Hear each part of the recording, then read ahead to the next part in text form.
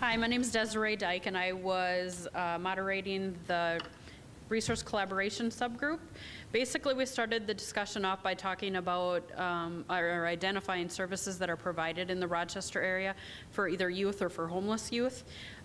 We went through a whole list of them, what they have to offer. One of the biggest things that was standing out with it was that the services are provided for 18-year-olds or older, or if they're with a family and they're under the age of 18, if they're with their parent. So there's a big gap right there with that, with the services that are being provided. We did touch on volunteering, that definitely in this community, we had 3 volunteers in our group who expressed the need that it's very difficult to find groups that will let them know what they need, you know, where they can actually volunteer and spend their time. It was addressed that using the United Way, they actually have on their website the volunteer list where you can actually sign up there. You can be specific to what you're looking for, you know, whether it's working with kids or maybe with animals. You can put that into the computer and it will bring it up for you. So it's an easy way to find volunteer work that way. The United Way also did state that they are working on a youth services matrix, kind of putting all the resources, every place that homeless youth would need to go, but putting it on one website. And that is something that she stated that they are going to be working on. So that's something you can look forward to. Also, with the volunteering, the Link Y Mentors program is always looking for volunteers, especially males, they stated. You can go on their website and get information or call them directly. So those were some of the things that we talked about, is how volunteers can actually get engaged with the youth. Because the biggest part is character building, you know, doing the leadership part with also career building, and like Rich said, you're connecting with the kids. That's the biggest part, because they're going to change and they're going to want to move forward with everything if they have a connection with somebody. One last thing, Boulder Options was another place that you can find volunteering opportunities through.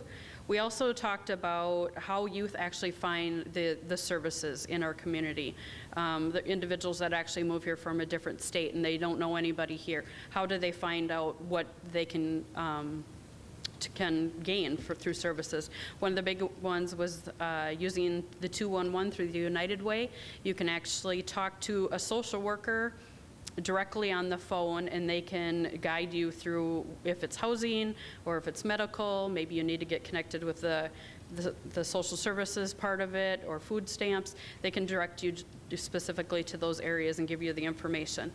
Big thing was the word of mouth, the social services in our community, telling the youth where they can go, the referral process, without breaking the confidentiality.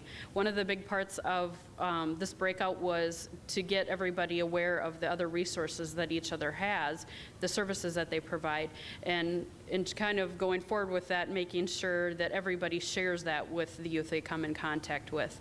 You know, letting them know that the Rochester Public Schools has a lot of services they can provide for youth who are in transition, to keep them kind of in the same school system versus having to switch schools, you know, 5 times during the year. So those are some of the things that we talked about with that part. We had other ideas were thrown out there about doing a project Community Connect for the youth, the homeless youth specifically in the Rochester area. There is one that's put on every year, but it's usually just for the general public, trying to make one geared specifically to the youth. Zumbro Valley Mental Health talked about that they do have an outreach program, but maybe trying to gear something more towards doing youth outreach, where individuals actually go into the community and find the youth, and then walk them through the whole process, making sure they're connected with everything and have the housing and all that before they are done working with them. That would be something that would be an ideal thing for our community to have, but of course it costs a lot of money. So that was another idea that was out there. Another big one that we talked about is talking to your legislators, getting out there, even with the volunteers. If you can just spend 5 minutes on the phone talking to them, telling them what the problem is here, you know, what they can do, what you're looking for them to do.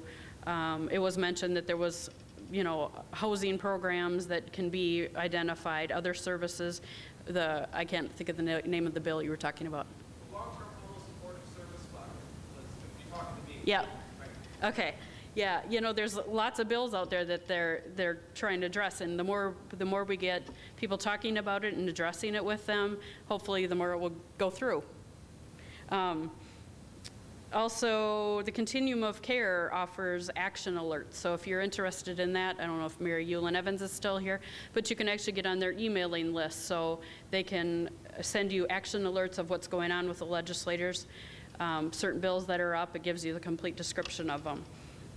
Lutheran Social Services also has talking points on their website, so if you go to their website, it will give you an idea of things, how to talk to your legislators about questions to ask, things like that. So we covered a lot of information in a short period of time, but that's kind of what came out of that.